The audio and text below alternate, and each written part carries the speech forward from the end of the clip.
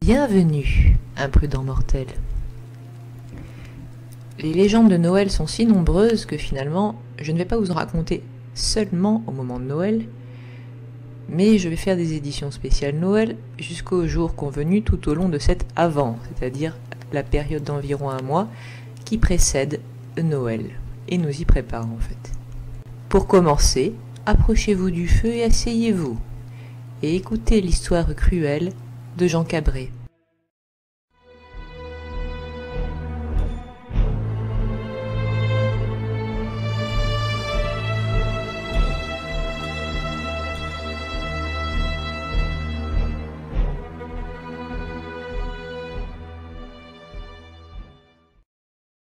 En plein cœur de la Provence, Jean Cabret était, dit-on, un pauvre garçon qui avait tout perdu en l'espace d'à peine 2 ans.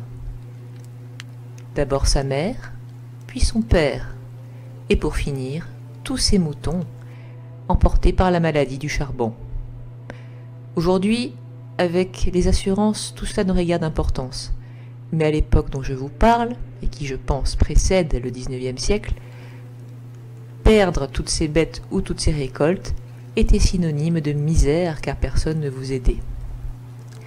Et c'était exactement ce qui était arrivé à Jean Cabret. Plus de bêtes, plus de récoltes, plus de famille.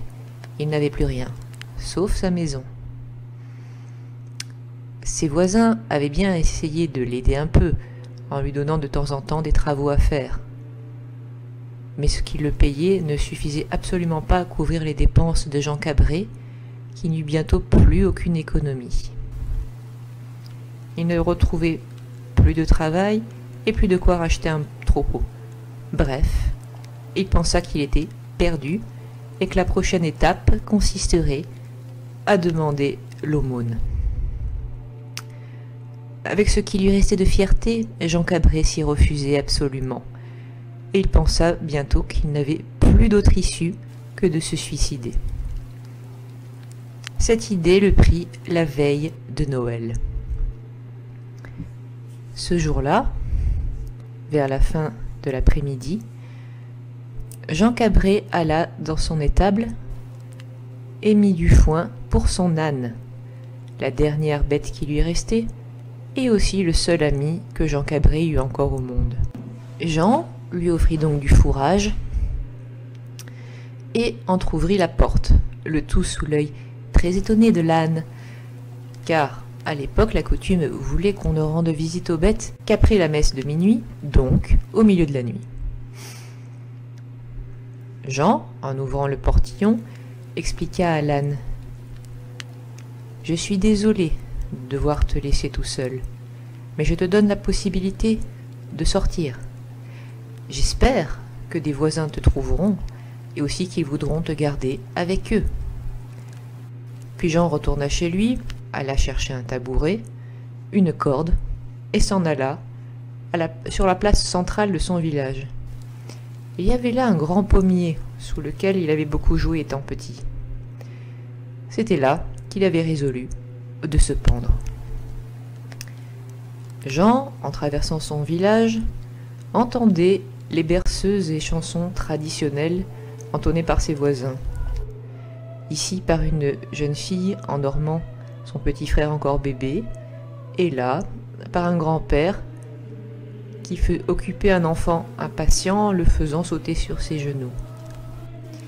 Ça sentait bon, les odeurs de cuisine, et Jean savait qu'il n'aurait qu'à frapper à la porte, n'importe laquelle, pour que, suivant les lois sacrées de l'hospitalité du jour de Noël, ses voisins, n'importe lesquels, lui offrent une place à table, où il aurait pu partager les mets traditionnels avec eux, comme les 13 desserts.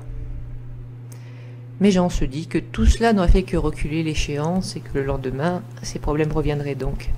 Autant en finir tout de suite.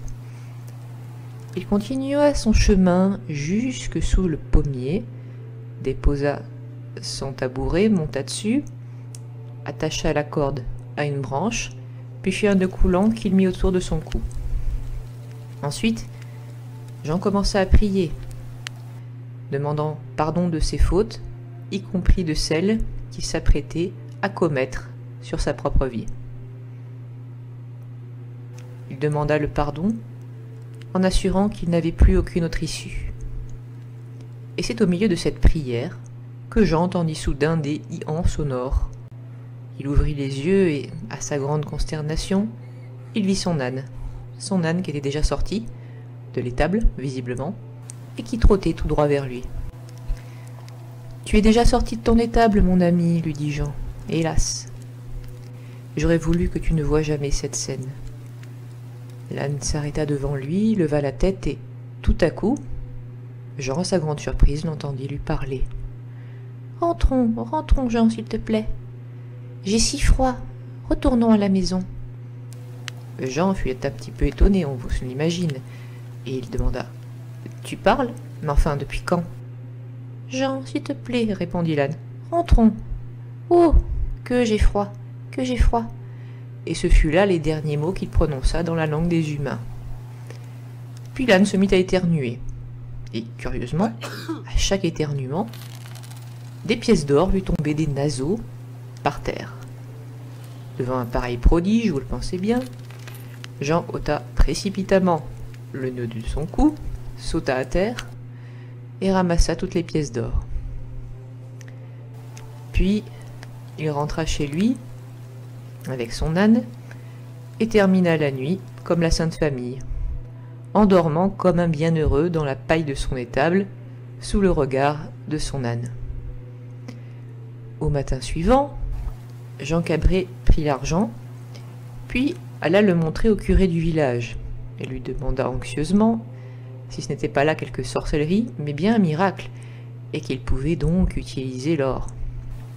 Le curé lui répondit que oui, vraisemblablement, c'était un miracle de Noël, et qu'en conséquence, Jean était libre de l'utiliser pour se racheter un troupeau.